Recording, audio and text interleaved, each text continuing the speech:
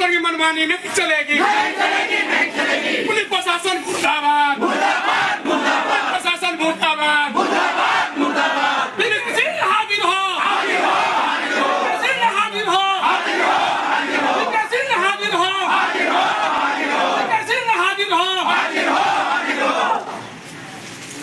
ये जो वाहन देख रहे हैं इसी के अंदर आफ्ताब अंसारी जो कि रामगढ़ का चर्चित केस उसका बॉडी नजर आ रहा। मैं बता दूं, एक लाइन पे बताऊं क्या हुआ आफ्ताब अंसारी के साथ।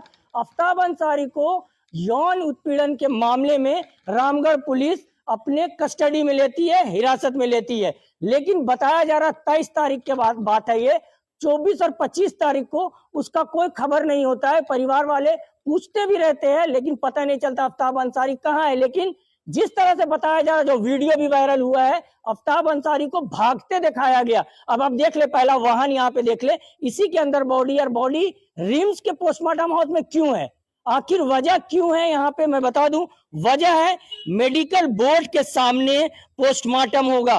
कारण है कि 26 तारीख कल रात की बात है, आपका रजरप्पा मंदिर के पास, रजरप्पा नदी के पास आफ्ताब अंसारी का शव मिलता है। और जहां तक बताया जाता है कि आफ्ताब अंसारी थाना से फरार हुआ था और फरार होने के बाद 26 तारीख को उसकी बॉडी मिलती है। उसके बाद आक्रोश एक तरह से नजर आता है रामगढ़ के इलाकों में। आपको बता दे, जो आक्रोश था वो ये था कि जब यौन उत्पीड़न में उसकी गिरफ्तारी हुई थी तो हाजत में वो था या फिर चेयर पे बैठा था, वो भागा कैसे, हाजत के अंदर अगर था तो वो भागा कैसे। लोग सवाल कर रहे हैं, ये हमारा सवाल नहीं, लोगों का सवाल है कि एक थाने से जहां पे गिरफ्तारी होती है किसी भी मुजरिम का, किसी भी आरोपी का, लेकिन उस थाने से एक आरोपी आसानी से निकल जाता है। आसपास लोग भी दिख रहे हैं सीसीटीवी में।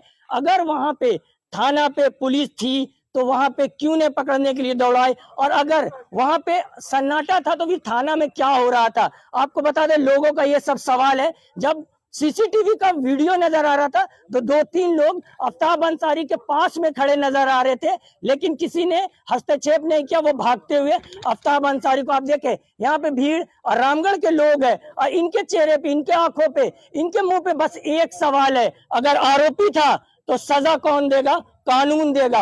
और कानून क्यों बना है, संविधान में कानून इसलिए बना है कि आप आराम से हिंदुस्तान में, पूरी दुनिया पर रहेंगे, सब अलग अलग जगह अलग अलग तरह से कानून है। लेकिन क्या यहाँ पे एक संगठन की लगातार बात आ रही है, जैसा कि लोग बता रहे, एसटीएफ, हिंदू टाइगर फोर्स, जैसा कि बहुत सा वीडियो नजर आ रहा है, उस पे आफ्ताब अंसारी को मारने का भी वीडियो नजर आ रहा है, लोग उसको पीटते नजर आ रहे। तो अगर पीटा जा रहा है तो फिर कानून क्या था, पुलिस कहाँ थी, पुलिस किस तरह से कार्रवाई की। क्या आरोपी को सड़कों पे मार देने का है, क्या आरोपी कोई तरह का मुजरिम है, कोई घटना करता है तो क्या उनको सड़क पे मारना है, क्या यही कानून है।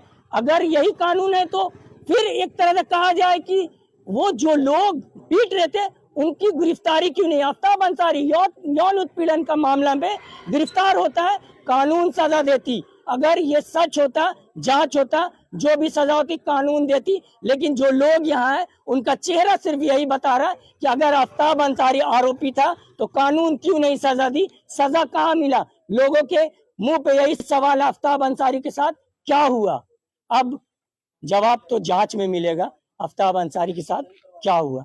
लोग है, क्या हुआ आफ्ताब अंसारी के साथ। आफ्ताब अंसारी के ज़्यादा बारे में जानकारी तो भाई जिला प्रशासन देगी, क्योंकि हिंदू टाइगर फोर्स नाम के एक संगठन ने, आफ्ताब अंसारी तो हमारे द्वारा, परिजन के द्वारा घर से काम करने के लिए दुकान गया था।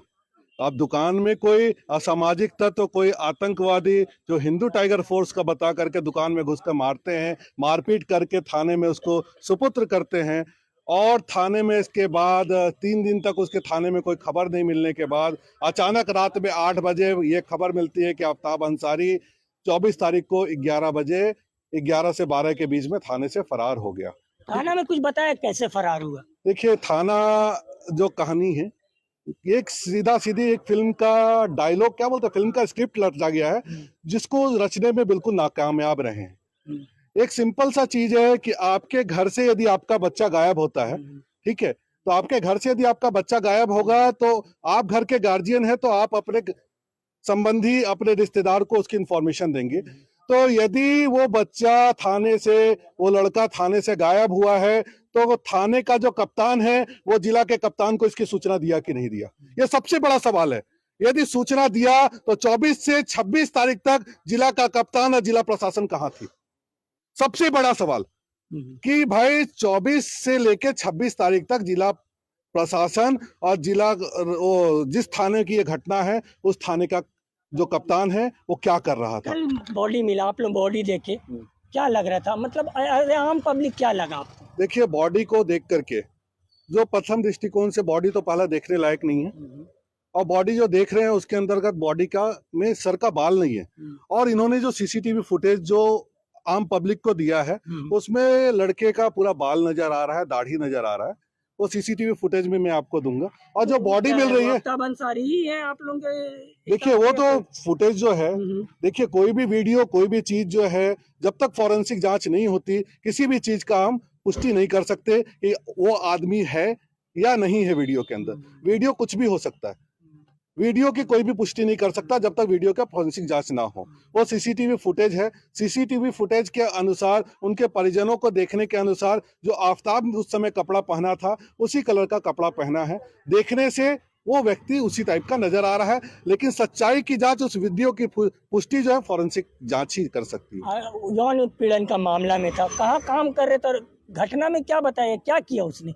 देखिए सबसे पहली चीज, यदि कोई यौन उत्पीड़न का आरोपी थाना में आता है, यदि थाना में उसे बंद किया जाता है, तो उसे सबसे पहले, कोई भी एक नॉर्मल छोटा से छोटा केस का आदमी ये थाने में जाता है तो थाना प्रभारी सबसे पहले उसके हाथ में हथकड़ी लगा देता है, हथकड़ी लगा के हाजत में बंद कर देता है। तो सबसे बड़ा सवाल है, जिस व्यक्ति जिसको यौन उत्पीड़न का आरोपी, जो इतना बड़ा आरोपी नजर आ रहा है आज हिंदू टाइगर फोर्स के द्वारा, और ये एक क्या बोलते हैं, जिनके ट्वीट से इतना बड़ा मामला गड़बड़ हुआ है, हमारे राज्य के पूर्व मुख्यमंत्री बाबूलाल मरांडी, इनके आशीर्वाद के बदौलत इनका हिंदू टाइगर फोर्स का इतना मनोबल ऊंचा हुआ है।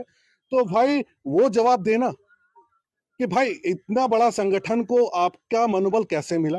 आप क्या आतंकवादी पैदा कर रहे हैं? आप संविधान में विश्वास नहीं रखते? आप क्या देश का जो संविधान है, हमारी आईन है, उस पर आप विश्वास नहीं करते? आप क्या चाहते हैं कि देश के अंदर में सांप्रदायिक दंगा फैले? यही एक नीति बन चुकी है ना, तभी तो इस टाइप का टाइगर फोर्स के फेवर में आप बयान दे रहे हैं, आप ट्वीट कर रहे हैं। आपके ट्वीट के बाद रामगढ़ में माहौल गर्म हो रहा है।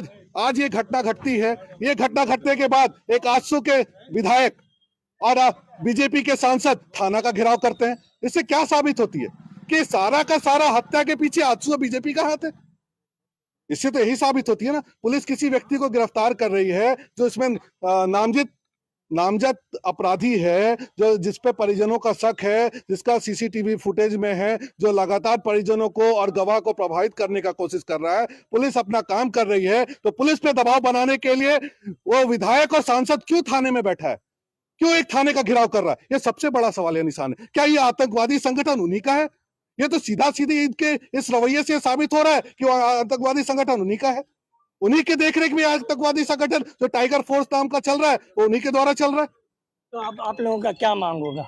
हम लोगों का यही मांग है कि इस टाइप की जो घटना घटी है, इस पे उच्च अधिकारी कमेटी बना करके, एक सीआईडी जांच करके, सीबीआई जांच करके, सीआईडी जांच करके, और इसमें जो संलिप्त पदाधिकारी हैं, चाहे जो व्यक्ति है, जो नामजद व्यक्ति हैं, और इनके पीछे, क्योंकि इस टाइप की घटना लगातार झारखंड में हो रही है, हमारी झारखंड सरकार को बदनाम करने की साजिश लगातार कुछ लोगों के द्वारा की जा रही है। तो जिनके ट्वीट के माध्यम से इतना बड़ा बवाल हो रहा है, उन पर यह कार्रवाई होनी चाहिए।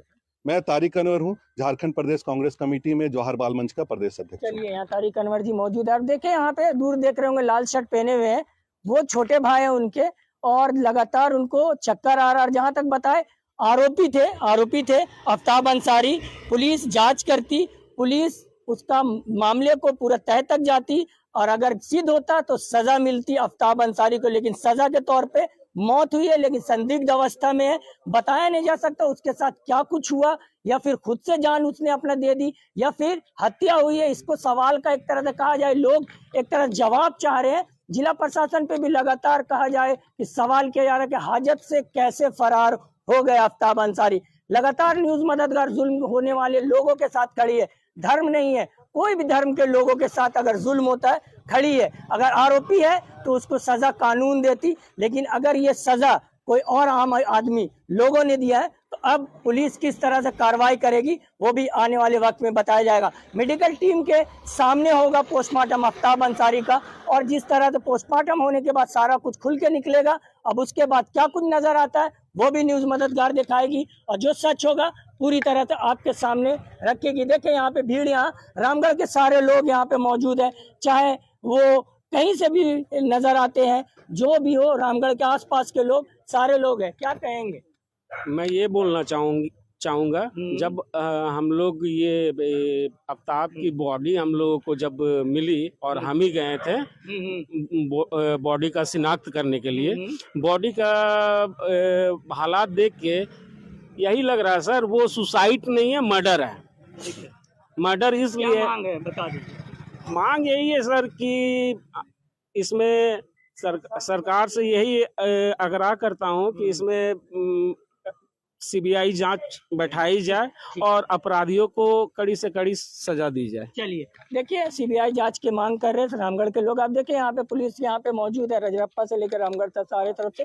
पोस्टमार्टम हाउस है, अंदर जो गाड़ी लगी हुई उसके अंदर आफ्ताब अंसारी का बॉडी है। और जहाँ तक बात है कि अब सच्चाई क्या है, आफ्ताब अंसारी की मौत कैसे हुई, और पुलिस प्रशासन से भी सवाल किया जा रहा है, क्योंकि निलंबन तो हो चुका है। लेकिन सवाल यह है कि अब कोई भी हिरासत में कोई भी आरोपी जाता है तो क्या हाजत में रखा जाता है, तो फिर फरारी कैसे होता है, क्या कुछ तोड़ करके फरारी होता है? ये सब का जवाब देना होगा, क्योंकि लोगों का विश्वास जीतना जरूरी है। पुलिस प्रशासन के रक्षक होते हैं पुलिस प्रशासन। चलिए, न्यूज मददगार लगातार आपके साथ बनी है, जो सच होगा वही बोलेगी, जो सच होगा वो दिखाएगी। शुक्रिया। वो कोई बहुत आपराधिक बैकग्राउंड नहीं है, तो ये कितने हत्याओं का आरोप इसके ऊपर में लगा हुआ था आफ्ताब अंसारी के ऊपर में। एक लड़का, एक गरीब लड़का, एक मामूली लड़का जो एक दुकान में एम्प्लॉय है।